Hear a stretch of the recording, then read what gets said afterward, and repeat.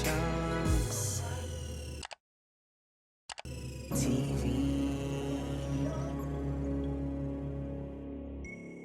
So there was these girls talking about Ayurveda. Okay. So Indian practices to, it's basically holistic medicine. That's how you say the word? Yeah, Ayurveda. What were you saying? I've been saying ayurvedic. Girl, the ingredients of the initial inches with £100, and I flipped that into a grand in 10 days. And then, 10 days! yeah, and then basically, we flipped that grand into, woo! Chunks of life, chunks of passion, chunks of entertainment, chunks of relationships. So give me some more, give me some more, give me some more. Give me some more, give me some more, give me some more. Oh, yeah. Hi guys, welcome back to the show and welcome to another installment of Chit Chat with Mo, where we have controversial debates, honest conversation, and so much more.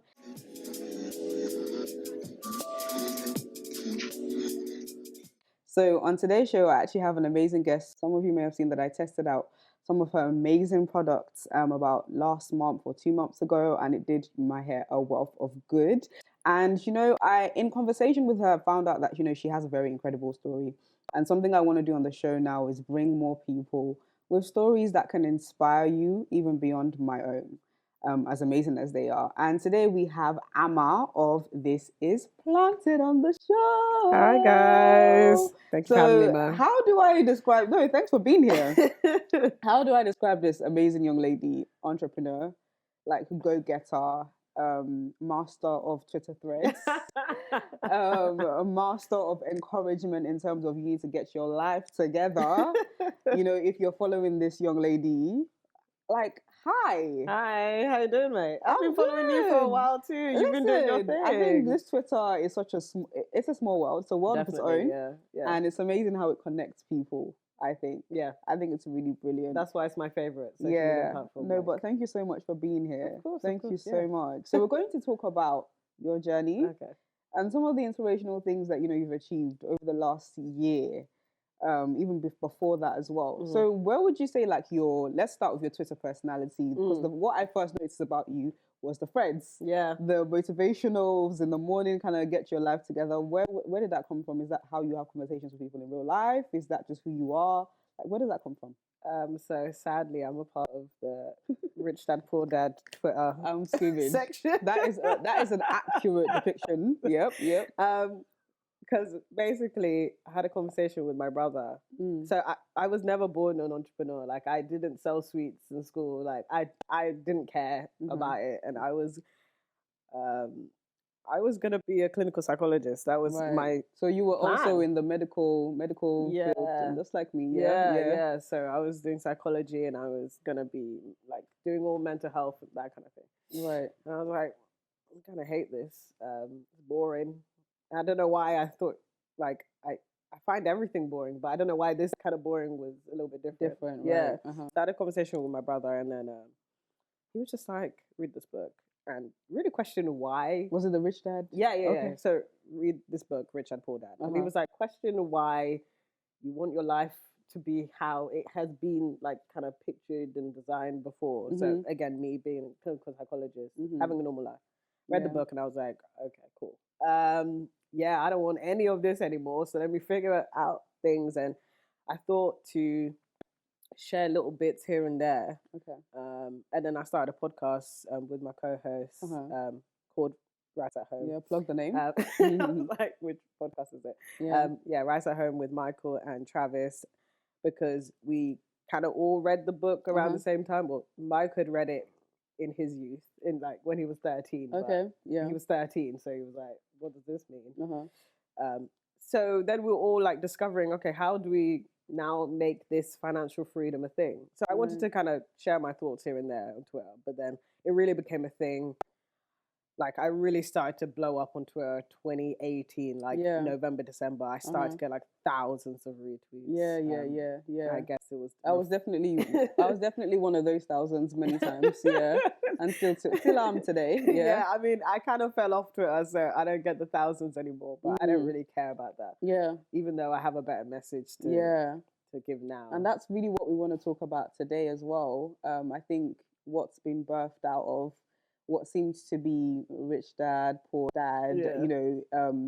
Twitter Yeah. has turned into an amazing venture, Yeah. a business. I wouldn't even call it a business. I feel like this is something that is impacting lives Yeah. and the way we see ourselves. Yeah. It's all about, well, you talk to me about this amazing thing that is this is Planted. Yeah, so honestly, I feel like Planted was almost like, I don't know how to explain it properly, but I feel like I didn't create it. It almost created me. Wow. Yeah, like it That was is so birthed good. out. No, wait, I need that again. I didn't create it. It created me. Yeah. I genuinely believe it. And a lot of people think it's a hair brand. It's not. It never has been. It's always been a wellness brand, and wellness transcends like just you being the best version of yourself, and also like amplifying, healing all the damage, the trauma, everything. I'm just focusing on hair right now because I'm realizing how much trauma people have gone through, or people have like taken their hair through and their beards and stuff like that. Something that is seen as superficial before, it's actually an extension of ourselves. When I see people say, "Oh, I'm not my hair," you are. Grows out of you the same way your limbs are you. Absolutely. Same way, your knees are you. Your hair is you too. So take care of it. But basically, I was let go from my job just before COVID, and then COVID, and obviously, it hit everyone. Like it was the craziest thing to ever happen, like 100%, ever. Yeah. But and I was working. I was trying to figure out in our generation anyway. Yeah, definitely. Yeah. I was trying to figure. Yeah, because people really went for a war, so I'm not gonna front like that's something else. Yeah. Thank God we haven't. Yeah.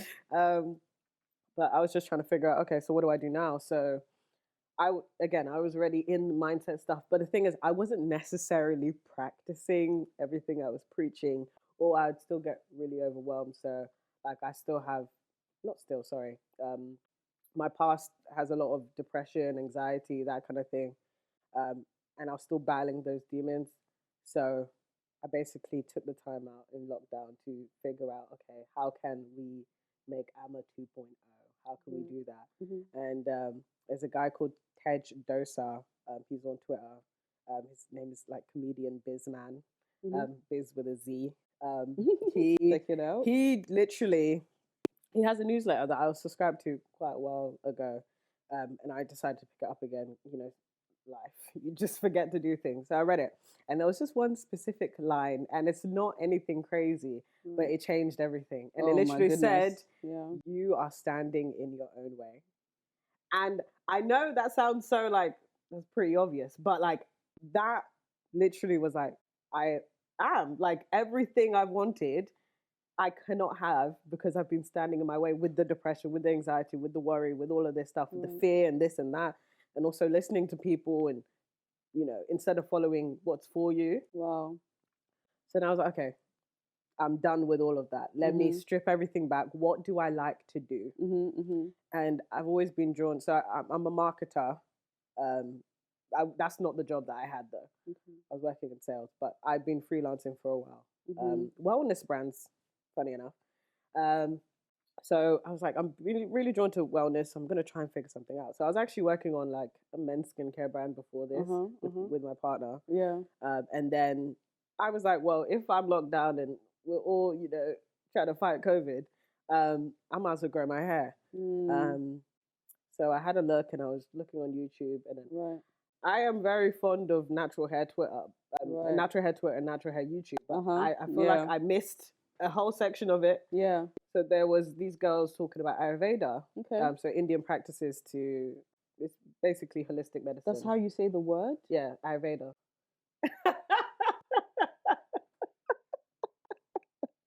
What were you saying?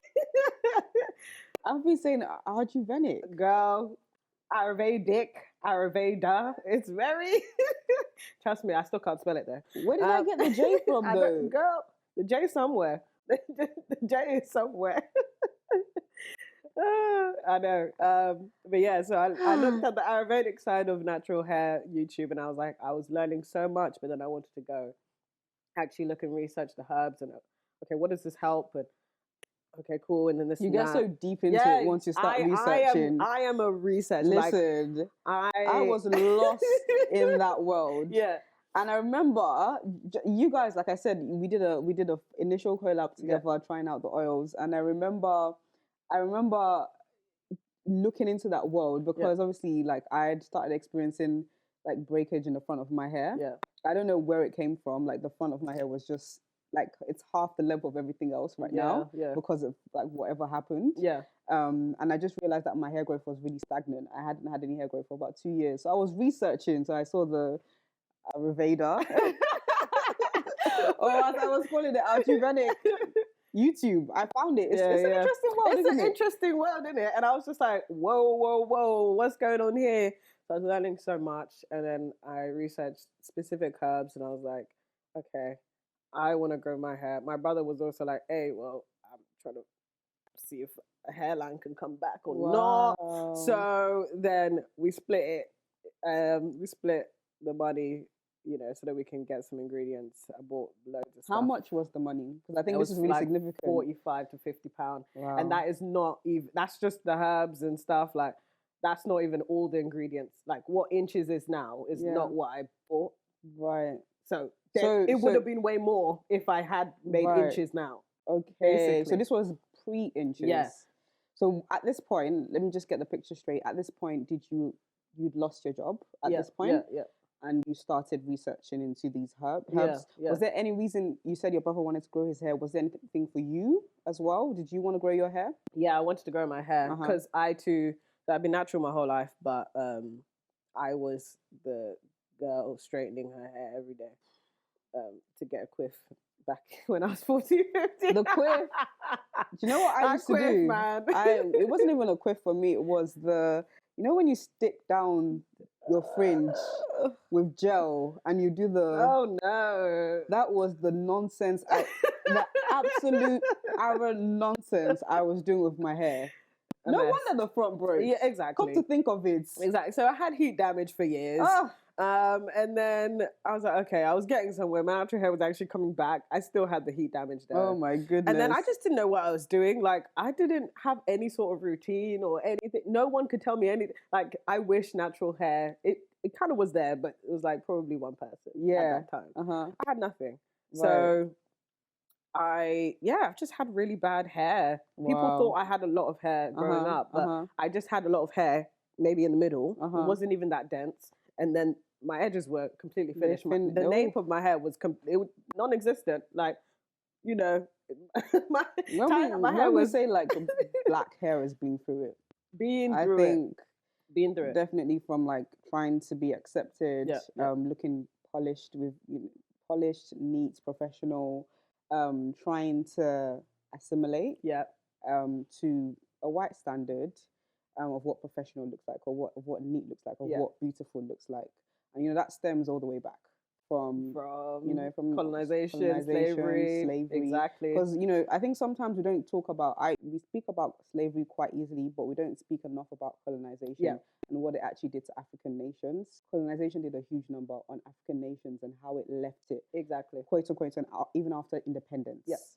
You know, a lot of those we're finished. ideas. We don't know what to do now. Yeah. Like, why is there still bleaching creams? There was a reason for that. How did they get there in the first place? No one. Yeah. You think about that. Like, when you think about these things, it's like, Yeah. It was a lot harder, and I sympathize with you know, our ancestors that, you know, live and dead, that had to go through colonization. Imagine people in your land you don't know, speaking a language you do not know, being forced to speak it and literally rearranging your whole entire life because they feel like it. Yeah, so. I think I was watching an interesting documentary about skin bleaching done by, I can't remember her name right now, but you'll probably see her on the screen. lovely dark skinned lady rocks her natural hair as well. Really inspirational. I think it's such a big statement to rock your natural hair in 2020. Exactly. And it's waking us up. Yeah. Seeing people in influential spaces, and that's why I'm very intentional about. Most of the time you see me, 86% of the time 86. You will Very see specific me. number. No, you will see me wearing my natural hair. If I'm not wearing my natural hair, it's because that wig was a last resort. Fair enough. Do you understand? I always have my natural hair. Literally, Like 100% of the time you'll see me, I will always have my natural hair This out. is my default. Everything else is maybe I wanted something different. And that's like a brief difference. That's not like a 6-month difference. In that documentary, speaking about colonization, one of the issues that they found back in history was when people were looking for a spouse, people would send pictures. And the way the cameras were created, it wasn't for our skin. Right. So it was like if you were on the lighter skin spectrum, and this was what the historian was saying, because of how the lighting was and everything, and the camera was made not really for like darker skin hues.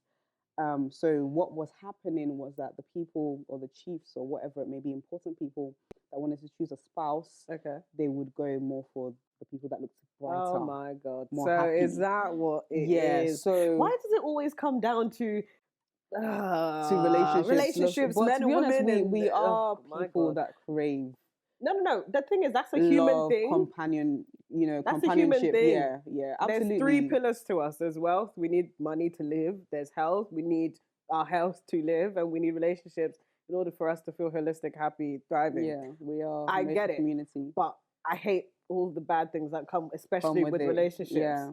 Yeah, absolutely. From colonization came ideals and what professionals should look like, what beautiful should look like. But I think also there's been like a loss in the art of how we look after our hair. What are your thoughts on that? Like where are we? How far do we have to go? Yeah. In terms of like black hair care, Afro hair care. Yeah. I feel like, like I said, in the world of Ayurveda. Where is this J coming from? In the world of Ayurveda, you get so lost. Getting so lost in that world at 24 years of age and discovering, okay, unintentionally, I've been doing some things, before that were good for my hair, protein treatments, spending time, twisting and all of that kind of stuff. But then I fell off, not knowing that, okay, this will damage your hair more. Yeah. I thought I had the genes. Like my mom had amazing hair, before she cut it off, down to her back, and she used to relax it and just have the waves, and it would look like a weave, People used to be envious of her hair. So I thought, I got my mom's genes, I'll be okay. So I started doing some really bad things to my hair, water, shea butter. I even tweeted it one day, all you need is water and shea butter. I thought it was working for my hair because my hair wasn't breaking. But now I discovered that actually it was, because if it wasn't breaking, I should have retained some new length. Exactly. From that year. Yeah. But it was just stagnant. Yeah. So it's like, it's not that our hair isn't growing, it's that our practices tend to break off the hair that comes out, and the one that's there before goes away. So how far have we come? Like, where are we? Where do we have to go? How far do we have to go in terms of hair care? Talk to me about that. So I'm not necessarily qualified. I don't have no degrees or nothing like that. Yeah. Okay. You've got gorgeous hair. Thank you so much. Gorgeous. This is planted. Okay. This is planted products only. For 7 months. Wow. I stripped everything. I was like, I threw it out. Cantu, I don't know you lot. Love you, but you weren't doing anything for me. Honestly, Africans, Caribbeans, or West Indians, should I say, we're just not doing the right things. And even the natural hair community, some of us. Of course. We don't I'm wanna not gonna say everybody. Yeah. Some people you lot got down. Yeah. But a lot of us, we don't even know what we're doing, and this is men and women. Like I have, I have realized that there's so many young men losing their hairline, but not even just their hairline, the volume of their hair. Even their waves are thinner, but they're not realizing it because obviously their hair's cut so low. And these are even some results I got from some customers. Like they didn't realize their hair was that low. So they were implementing a routine that I told them to implement. And then they could actually see that their waves were a lot thicker, they were thriving. And it's basically just down to education. Shea butter is, it's all great, but the thing is, it has to be used in the right way. Exactly. And everyone has bondage with castor oil. I just wanted to say that. Because even now, some customers are like, oh, can I mix this with castor oil? Right. And I'm like, there's I castor love oil castor in it. oil. There's castor in it. oil already Right, in it. Uh-huh. But castor oil, and this is why I think it's good that I am so, so much of a research freak. I realized castor oil wasn't working for me for years, but I didn't know why. And then I did the research, and the science says that castor oil actually cannot be effective on its own. Okay. Just because it's so thick. Yeah. It can only work, and it's only activated with other oils with it. Right. Okay. Or other things with it, basically. So that's why like Jamaican castor oil doesn't necessarily work on its own. Or just castor oil in general. I also think there's a thing about, the process of your hair. We're kind of going into like the science of hair. You can either have low or high porosity. I discovered I actually have a high porosity hair. I have high porosity as well. I went through my whole journey thinking it was low because it would get dry quickly. But actually, getting dry quickly is more of a high porosity. It's more high porosity because your strands are literally open all the time, and they don't want to close. So it's like you have to seal it with that oil as the end of your routine because you can put the moisture. So I had the shea butter that was probably creating some moisture, but I wasn't sealing it with the oil after. So that was my issue, and that was one of the things that I discovered. And even with low porosity, you should actually be doing the same routine, just not as frequently. Right, because you don't need as much because you don't lose as much. So if you do it once, you could probably last after wash day. And again, this is for guys. Well, for guys, you have to do it every day because your hair gets wet every single day. And beards too. But with women with low porosity hair, you literally do your, and I know there's a LOC model, and the LCO. So LOC is liquid oil cream, and the LCO is liquid cream oil. So even that, I don't know why people do LOC. Since oil is a sealant, why are you going to seal your hair and then moisturize your hair? I do loco. I do loco. I've never heard of this. I do the leave-in, the oil, the cream, and then I do the oil again. Wow. Yeah. And it's been working for me. Fair enough. Yeah, it's been working for me. You lot do what you have to do in it. But like for me, it doesn't really make any sense to seal your hair and then put cream in it. That cream is not going to penetrate. It's just probably going to sit on top of your hair, which is then going to create more build up, which is then going to, and also here's another thing. We need to wash our hair more frequently. Like 100%. And I'm I it depends on how much build up you get, to be fair. It's not about the build up. And this is the problem. This is the problem. It's not about build up. It's about what is it going to take for your hair to thrive? And your hair thrives on clean hair. A clean scalp creates clean growth, right? However, I know a lot of bad practices, especially when it comes to wigs and stuff like that. A lot of people might forget to not only moisturize their hair whilst their hair's in cornrows and in twists and stuff like that, but also they don't wash their hair often. Let's talk about these protective styles because you've touched on something that and let's do it, man. And I think this is really brilliant because you guys, I'm going to do at the end of this interview where we do Mo Tries It, where I'm actually going to show you the routine that I use using these hair products. But one thing that I found really great about your products is that they come with these cards, and they kind of teach you. And we're talking about education and black hair, and I think it's really great because the problem again with a lot of black hair products is that so much products but there's no instructions. They just tell you this is moisture. Everything is moisture. Some things are sealants. It doesn't matter about moisture because we actually also need hydration. Hydration, moisture, seal it in. Yes, exactly. So there's so many layers to it, but I find this really helpful. But I'll give you more detail about that in a second. Protective styles. So, one thing that a lot of people do is they will do a protective style and put their hair away for, it's meant to be, but the practices, I think, is what makes it unprotective. Too tight. You're not moisturizing the hair when it's under your wig or in your braids or whatever it may be. The hairstyle that damaged my hair the most was speaking just before we came on set. It was faux locks. Ruined my hair. I remember saying to my sister, "Oh my God, my hair's so much softer now." I didn't realize I was losing my density. Density is volume or thickness. Yeah, I didn't realize it was softer. Yeah. Because I could now maybe run my fingers through it, whereas before I couldn't do that because it was so thick. Exactly. What faux locks did was, because you braid it first and then you wrap it, you can't reach the hair. There's no oxygen. Do you understand? Yeah. And I left that in for about 2 months or so. Mm-hmm. That wasn't really protecting my hair. That was damaging my hair. Yeah.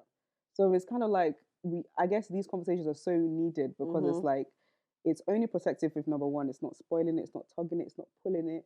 And then also you can reach the hair so much that you can moisturize it, wash it. Yeah. What do you think about protective styles? Are you a fan? Are you more, you wear your hair out? Yeah, I mean, I wear my hair out because every time I do braids, I just have lumps and lumps and lumps of hair. And come out. And I remember because I've been wearing my hair out for a while. It's only now that my hair's really healthy, but when I was just wearing it out and just trying to do bits and bobs, yeah, I'd take out my braids and I was so shocked. Like, I was actually worried. Like, when you get nerves, like, I was like, why the fallout? Why do I have lumps of hair? And literally now I have like probably this much breakage. Yeah. This is even with detangling and stuff like that. Yeah. Thanks to products, but I just want people to understand that even if you're going to do protective styles, there's things not to do. So too tight, too heavy. Because if it's heavy, it's pulling. That was also probably maybe a factor in why, the faux locks weren't working too much for you. And then if they're in, like, actually moisturize your hair and, hydrate your hair. You have to do it. Yeah, every 3 to 5 days. Spray some water, spray some drizzle. Yeah. And all you have to do is literally water or drizzle, and then an oil or inches, and that's it for every 3 to 5 days. You literally just spray your hair down and then run it through because your hair is still alive. Yeah, it's not actually alive. Your hair's dead. It's a plant. Yeah, it is your dead. Hair is the ones dead. that are out are dead. Yeah, exactly. Yeah. But yeah, you actually have to make it, a routine. That's the only way it's going to work for you. And the thing is, you might be the one that has to wait, a couple of months to actually see some real difference. Even for me, my edges have only really started to thrive, but that's because, again, bad practices. I created drizzle and I didn't know that drizzle would be the thing that would change the game with my edges. Yeah. Because the hydration and sealing it in, because we're oiling our scalp, but again, because it's a sealant, just because you're oiling your scalp, what are you sealing in? Are you sealing in dryness or are you sealing in hydration? Oh my goodness, yeah. This is really good. Obviously, you guys, I'm going to show you the routine in a second, using all the products that are on the table. But like hair crack, as Shadeborough described it. It's one thing to have the products, but it's another thing to know how to use it, which is, I think, that information was really important. And again, Mo tries it straight after Chit Chat with Mo. You guys will see me using the routine and what you should actually be doing with your natural hair. But before we round up, I just wanted to find out from you. Yeah. 2 things, actually. Yeah. What has been your favorite review so far? Yeah. And then where next? Okay, cool. My favorite review. Woohoo! I think it has to be the Bold Spot. So there's girl, she's from Belgium. Her name is Cindy. And these results actually just my heart was like, I just don't even understand. She had a bald spot that unfortunately occurred because her hair was ripped out by a hairdresser while she did her braids. Again, bad practices. Yeah. If you can learn how to do your own hair. Yeah, that's why I stopped going to hairdressers. Yeah, just pulling my hair for no reason. No one's touched my hair. Well, my sister is my hairdresser, but even that, like, not because of bad practices from her, not at all. It just, for me, I want my hair to be, I feel like I need to take the responsibility to make my hair as healthy as possible. So Cindy had her hair ripped out basically by a hairdresser, and she had a massive bald spot. And then she was just like, I used inches and shea butter, and that is it. I threw everything out. I just used that. 3 weeks, the bald spot gone. Wow. I was like, this is the power of Ayurveda.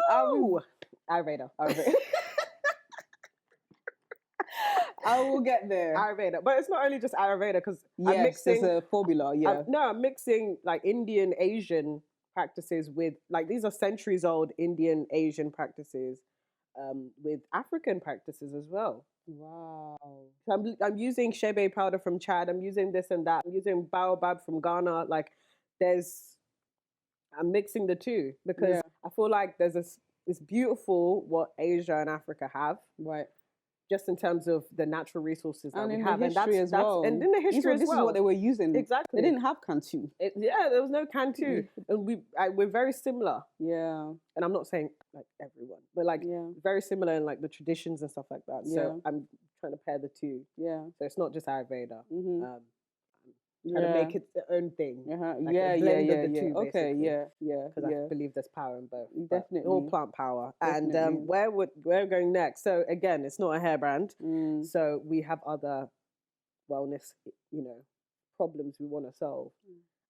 And a lot of them I'm even thinking about. So I have trouble with sleep, or I have trouble with gut health. Yeah. Or metabolism, or just nice well-being. Body. Yeah, I had eczema. I don't have eczema anymore, Yeah. I trying to figure out how I got rid of it. Yeah.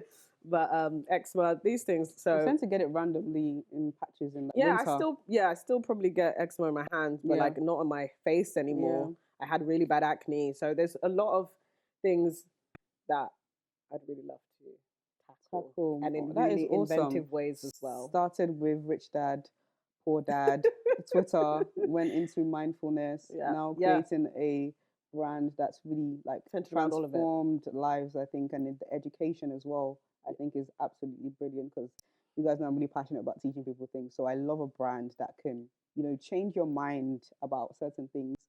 I think healthy Afro hair is absolutely achievable. And it really breaks my heart when some of us give up on it. Yeah. Because, when you discovered it, and you realize that this actually works. And again, this isn't just jeans. I was relying on... this is not just for Afro hair either. No, it's not. It's for everyone. Everyone. Yeah. Because there are some reviews on your web. Soil is for us. Okay. We're like the rest. I see you. Yeah. But it's absolutely achievable. Absolutely. If you put your mind to it. And I think we can. I think it does run a bit deeper, self-love, all of that, but it does. For those of us that, have given up on it and really do want to try again, please do keep an eye on these products. Again, Mo tries it in a second. I'll teach you some of my routine and how I've been using the product to kind of maintain a healthy routine. Absolutely changed my hair. Changed my hair too. My hair didn't look like this. Literally, it's not just jeans. Stop saying it's jeans. It's not jeans. It's not just jeans. Jeans can absolutely affect the rates of your hair growth. But we can maximize the growth, the density, all of that stuff. Exactly. Yeah. Keep the length that you're actually getting, Is there anything you want to just share with our audience really quickly? Where can we find you? Yeah. When's the next restock? Yeah. So you can find us on thisisplanted.com. This is planted on Instagram, and this is planted on Twitter. I made sure it's easy. And then our next restock is on Black Friday, the 27th of November at midnight. Please sign up to the wait list so that you are not disappointed, because I'm not sure how long we're going to be in stock. It sells out every single time. Actually, what I did want to ask you as well, I'm going to just insert this really quickly. Something happened in terms of your finances. So after you lost the job, I remember, I don't know whether we spoke about this privately or that was on your Twitter. Something about you started with £100. Yeah. And now the revenue. Can you just quickly touch on that really quickly? Of course, in terms of how that kind of transformed. Yeah. So a bit of a backstory. So whilst I was at the job, I was saving for an e-commerce brand. I didn't know what it was. I was like, I want to get into it. But basically, I live at home. So it was either transform my space into something that I can produce something out of, or spend it on that e-commerce brand. I spend it on producing, a creative space for me to actually work and create something. So I had no money. And then I had, a few bits and bobs. I basically bought the ingredients of the initial inches with £100, and I flipped that into £1,000 in 10 days. And then 10 days. And then basically we flipped that £1,000 into woo. Basically, she talk too much, but just that little shoulder shake. It is. Yeah, I'm gonna announce on Twitter. I'm actually gonna share my numbers one time. Yeah, when I hit the goal. Idea of the figures. 6 figures. Woo! And it might be sooner than you think. And just deep the timeline. So we started in We started June 22nd. Right. 2020. June, as in summer. We Yeah. are now in November. So Less than 6 months. That's about. This is planted, guys. Thank you so much for joining us on the show. Literally, again, there's nothing that you put your mind to that you can't achieve. Be it hair growth, be it an amazing brand, be it wellness, mindfulness, whatever it may be. Just keep pushing. And again, I think it ties in with last week's message about, luck is preparation, meeting a moment of opportunity, keep showing up. She was ready. She didn't know what the opportunity was, but when it stepped in, she was able to just launch and execute. Thank you so much for joining us today. I hope you guys enjoyed that at home. Do make sure you join us for Mo Tries It, where I show you the products. Do like the segment if you liked it, share with your friends. Follow Amma and the brand on social media and subscribe to the channel for more. Until next time, guys, peace and love. Peace and chunks. It works, guys. My hair is stagnant for about 2 years, and now it's growing so... I've been using it for about 2 months now. My hair is growing so well. I cannot believe it. Like, the thickness, the density, everything is coming back. So inches, definitely a fave.